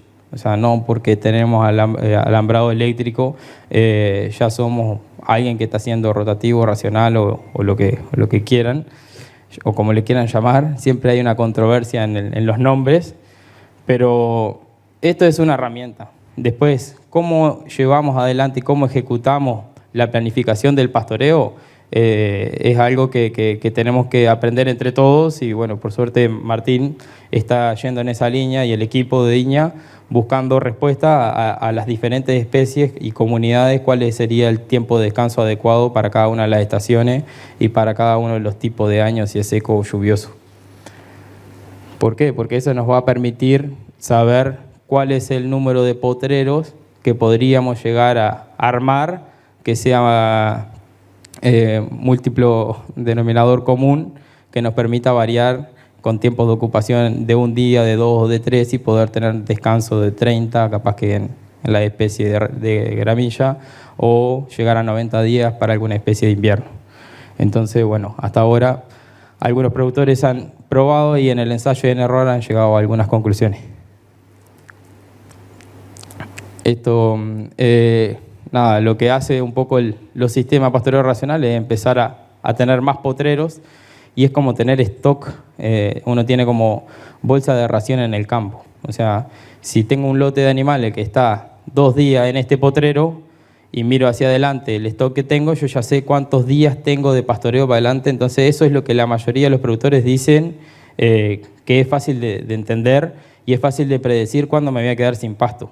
Cuando nosotros tenemos el ganado en esta situación, que lo tenemos todo abierto, extensivo, nunca sabemos cuándo nos vamos a quedar sin pasto, y cuando nos quedamos sin pasto ya hay pocas decisiones para tomar y poco ajuste de carga para hacer. Eso es una de las cosas que estos sistemas le permiten a los productores predecir, y ellos mismos dicen que son los últimos en la zona en quedarse sin pasto, y son los primeros en empezar a ver rebrotar el campo, porque a lo que no se lo consumieron todo. Y después, bueno, para poder medir y llegar, este es un proyecto entre una FPTA, entre INEA y el Plan Agropecuario, que desarrollaron una regla donde le pusieron la disponibilidad de materia seca por centímetro para cada una de las estaciones, y del lado de atrás hicieron una regla donde tiene con imágenes la calidad del pasto en función de la proteína que tiene. ¿Esto para qué nos permite esto? Bueno, para aplicar, por ejemplo, la tercera ley, donde vamos a tratar de poner a los animales de recría en esta situación y a los animales más de cría en esta otra. Y esto es algo que también comenta Mayra, que el promedio no representa la heterogeneidad. Muchas veces cuando tenemos esta situación, matemáticamente acá, a modo de ejemplo, hay la misma cantidad de forraje que la que hay acá. La diferencia es que tener 3.7 centímetros en promedio no es lo mismo que tener un potrero ya pronto con 5,5, que a su vez el pasto está creciendo. Entonces, en esa ecuación, la tasa de bocado que tendría un animal, porque tenemos un forraje, en este potrero que estaría pronto, por ejemplo, el forraje está más alto y además llegó al punto óptimo de reposo.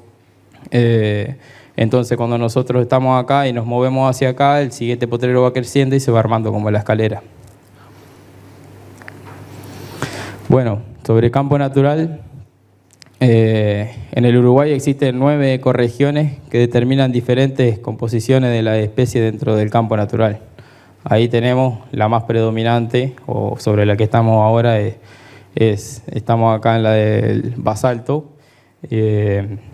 Y bueno, y en cada una de esas, como también relacionado al estudio de índice Cognat, cada uno de los tipos de suelo representan diferentes comunidades de pasto. Por lo tanto, se hace difícil poder generar una única forma de hacer pastoreo racional a nivel de Uruguay.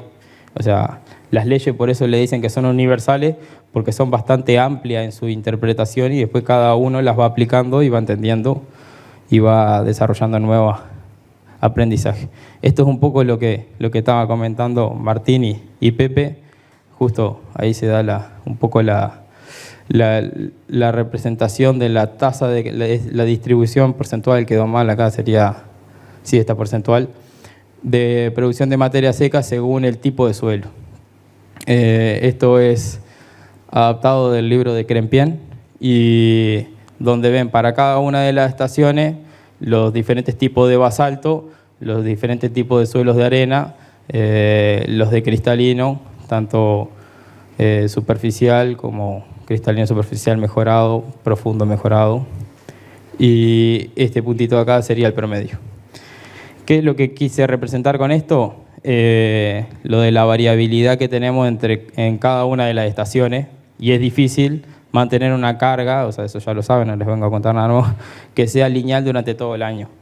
Y para el caso de este de acá, que son arenisca, que es muy representativo a lo que decía Pepe que le pasaba a él, donde en el verano tiene tasas de crecimiento, o sea, representa el 40% de la producción total anual en el verano y en la primavera, y en el invierno produce muy poco. Entonces, él adaptó su sistema, conociendo los recursos que tenía, y pasó a ser un recriador. O sea, tiene un sistema de cría, sí, pero pasó a recriar.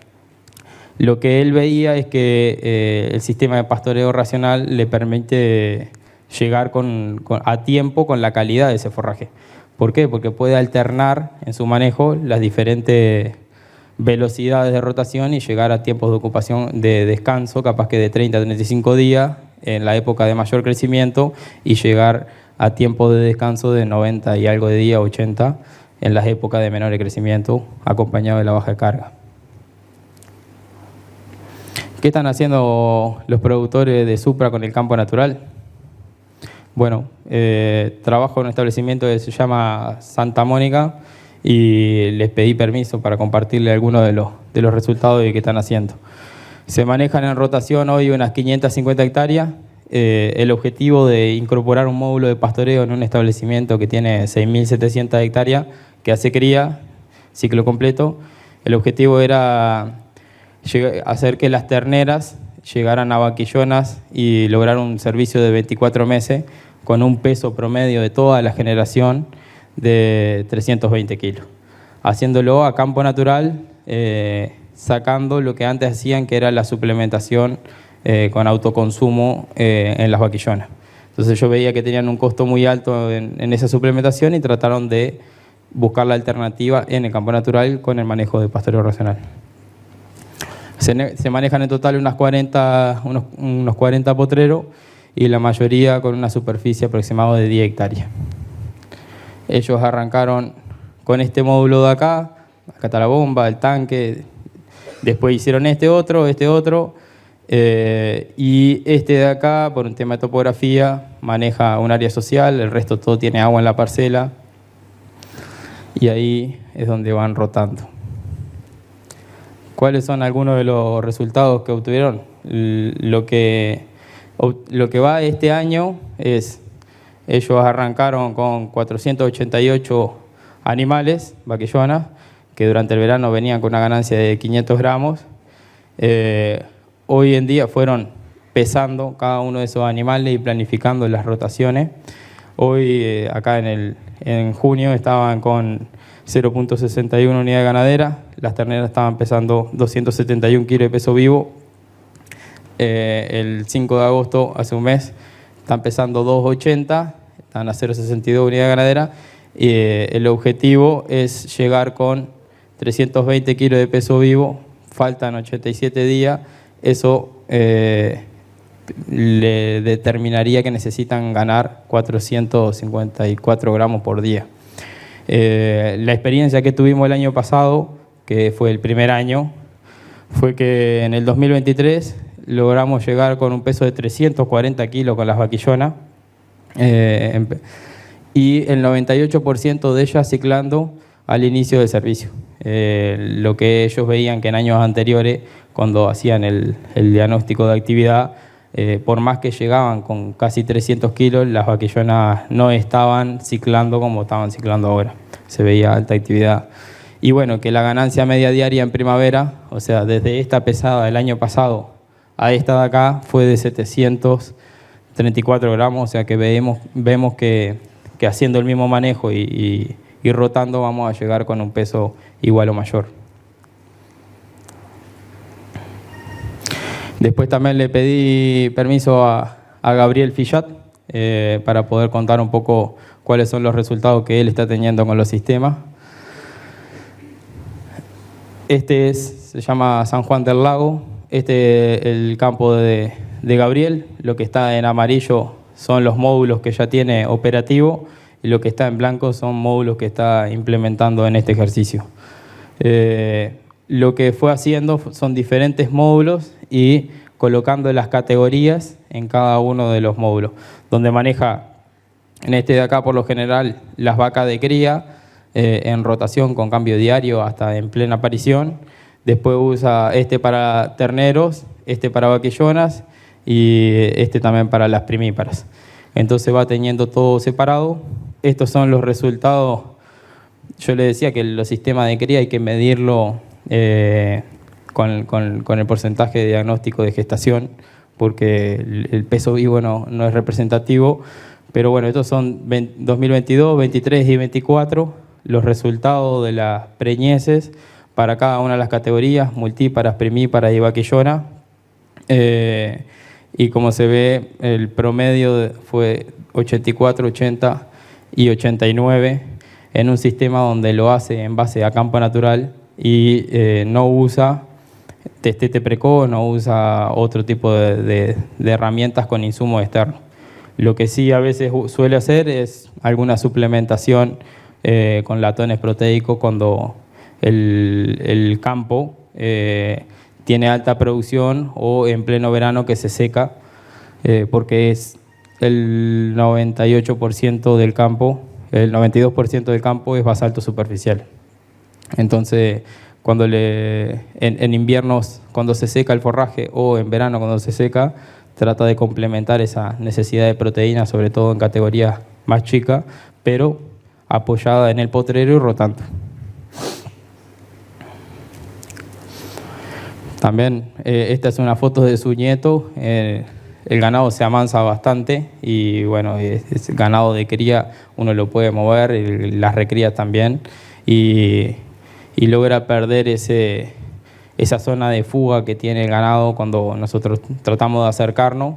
Siempre que vamos a un potrero se recorre bastante fácil. Acá hoy está trabajando con un operario que cambia 5 lotes en 2 horas y ve casi todo el ganado del establecimiento. Para que se hagan una idea cómo es el campo, para quienes no lo conocen, esto es una foto media representativa de lo que es ese basalto superficial del que estamos hablando. Estos son algunos de los resultados de la recría de San Juan, donde arrancó con las terneras empezando en abril con 164, la fue monitoreando hasta el entore y hizo un entore de 45 días, donde logró 98% de preñez en esa categoría. Las manejó con pastoreo racional hasta el servicio, las entoró dentro de los módulos y siguieron. Hoy lo que está midiendo es ver cuánto de esos animales están pariendo, y lo que observó es que de 103 vaquillonas que están pariendo ahora, el 76% de esas parió durante 21 días.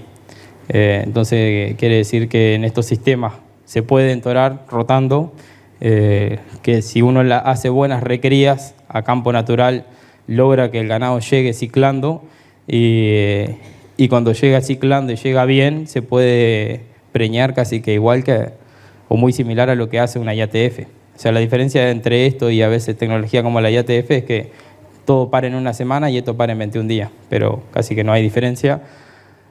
Ayer me comentaba de que en la próxima semana, o sea, en los próximos 10 días llegó casi al 90 y pico % de parición.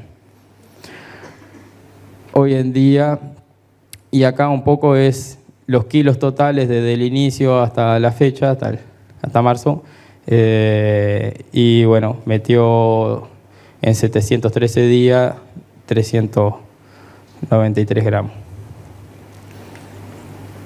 Esta es la categoría siguiente, o sea, las que está por entorar ahora, nada, lo mismo. Hoy, el 12 de junio, estaban con 303 kilos y acá más o menos tienen la misma ganancia. El objetivo es llegar con 340. ¿Dónde están las oportunidades de mejora en estos sistemas? Son sistemas donde uno busca implementar una tecnología de proceso, donde usa el alambre y el agua en bebederos para mejorar. Pero bueno, ese problema donde nosotros diferimos pasto y algunos potreros de campo natural están degradados o hay suelo desnudo, yo siempre digo que la semilla es como el insumo que es la frutillita de la torta donde uno puede llegar a incorporar para hacer mejoramiento de campo. Y bueno, dentro de eso, como comentaba Martín, está la opción de línea basalto y también la oportunidad de incorporar nativas como el bromus. A mí me tocó trabajar en una empresa de semilla donde también en la parte de investigación y desarrollo probamos muchas opciones de bromus auleticus y también Olmos, que trabaja niña, estuvo estudiando varias veces varias especies y hoy celebro, digamos, de que el bromus esté por llegar a ser comercial, porque es una especie que tiene un potencial enorme para el mejoramiento de campo natural, como una gramínea perenne. Y para campo degradado sería ideal tener un mix de campo natural, que bueno, que eso va a ser difícil, tenemos a Pacho ya que lo va a lograr.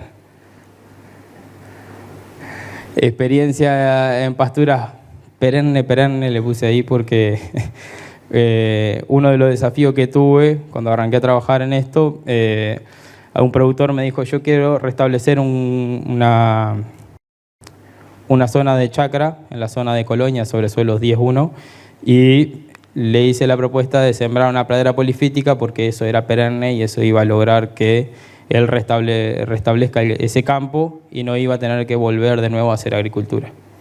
Después de un tiempo, la pastura empezó hecha con C3, ahora lo vamos a ver, empezó a degradarse y él me dijo que le había mentido, es italiano, dice, porque allá en Italia perenne es perenne, no como me decís vos que es perenne de 4 años. Entonces le puse perenne es tratar de buscar ese campo natural restablecido, que hay muchos productores dentro de esto que están tratando de salir de esa lógica de insumos constante y tratar de agarrar algún área y buscar de restablecer algo que les permita mayor estabilidad frente a eventos climáticos.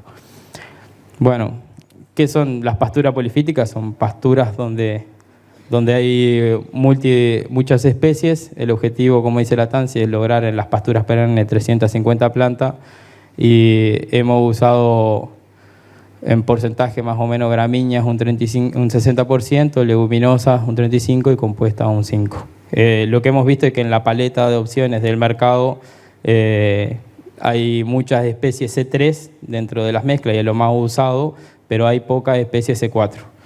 Las especies C4 como los Paspalum, que son una opción para poder incorporar en estas mezclas, el costo a veces es demasiado alto todavía para poder incorporarlo y que tenga algo accesible. El establecimiento de la nutria, son 51 potreros que se hicieron de más o menos 1 hectárea y se implantó en 2 etapas. Primero se hizo esta etapa de acá y después se incorporó toda esta otra. Es en Colonia San Pedro, fue el 10 de junio del 2020 la primera siembra. Fue una superficie de 25 hectáreas, ahí está cómo se fertilizó y donde se pastoreó. Estas son algunas de las especies, como decía, la mayoría de las gramíneas son C3, las leguminosas y la chicoria. Y se usó, hay una anécdota sobre avena negra que se utilizó para poder zafar porque estábamos sembrando muy tarde y la experiencia de que cuando uno quiere sembrar pasturas perennes, tratar de evitar las especies anuales porque son una maleza dentro de tu propia mezcla. Esto es un poco el monitor de la toma de decisiones que nosotros manejamos, donde tenemos acá la variación de la carga, el peso promedio de los animales, los kilogramos por animal por día, está la ganancia media diaria que fuimos teniendo durante todo el periodo, los animales pesados, los kilos por hectárea por mes. Ese nos parece un indicador que para poder saber o lograr un resultado de kilos por hectárea año hay que ir midiéndolo todos los meses para ver cómo nos va y si cosechamos o no kilos. Y bueno, esto es con el programa de INEA 13R, lo que dice el tema de la tasa de crecimiento necesaria para poder soportar esa carga. Y estos son algunos de los resultados. Fue medido en 1.371 días. La ganancia media de esos días promedio fue de 800 gramos, 1.36 kilos por día. Los animales pesados, los kilos por mes promedio, logramos 42 kilos por mes promedio. Y esta es la carga promedio que manejamos durante todo ese periodo. Y acá están los kilos promedios por año. Fueron 536 en los últimos casi 4 años de pastoreo. Esos son kilos brutos. ¿Por qué decidimos incorporar este tipo de especie? Porque buscábamos una especie que lograra producir durante todo el año, una pastura que lograra producir durante todo el año, y desde el día que entramos, el 1 de octubre del 2020 hasta ahora, no hemos salido, no le hemos aflojado a la pastura y hemos rotado todo el año con la seca que hubo en Colonia y con los excesos de lluvia, y nos afectó más el exceso de lluvia que la seca. Y algunos aprendizajes: es muy poco probable lograr pasturas perennes con especie C3. Es necesario incorporar la mezcla gramínea nativa C4. Y es necesario tener alguna zona de reserva para poder salir con exceso de lluvia. Los excesos de lluvia nos han castigado bastante la pastura, pero a pesar de eso sigue funcionando. Y después, bueno, muchas gracias y una frase ahí. Gracias.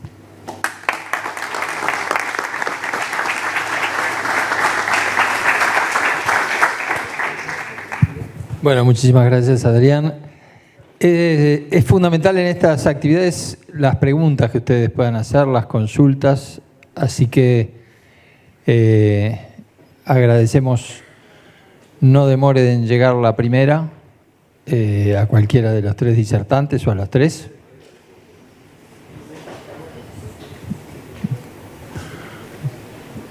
Bueno, a ver quién dice yo.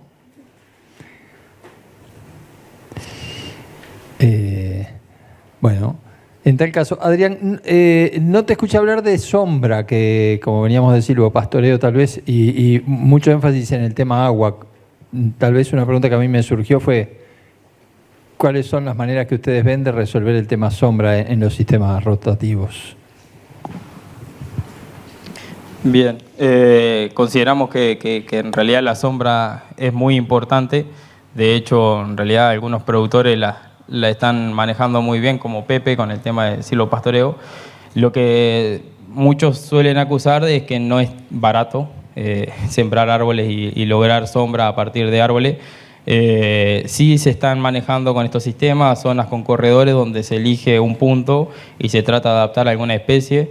De hecho, alguna experiencia estamos empezando a realizar con Lucio allá, que va a hacer alguna siembra de especies nativas y con eucaliptus para poder darle y brindarle sombra a los árboles. Y bueno, algunos lo están solucionando con sombras artificiales, con malla sombra, y bueno, van rotando el ganado. Pero nada, el animal sin agua vive un par de días, sin comer vive una semana, y sin sombra capaz que vive toda la vida. Pero no es por el bienestar animal, lo tenemos que incorporar, pero lo están relegando mucho en las inversiones.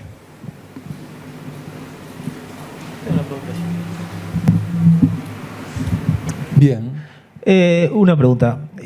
Cuando hablas de sistemas de agua en la parcela, ¿te animás a explicar un poco más cómo, dónde, qué distancia, en esos sistemas que mostraste, si son en corredores, si son dentro de la parcela, cómo hace el animal para ir y venir, qué distancia estás manejando?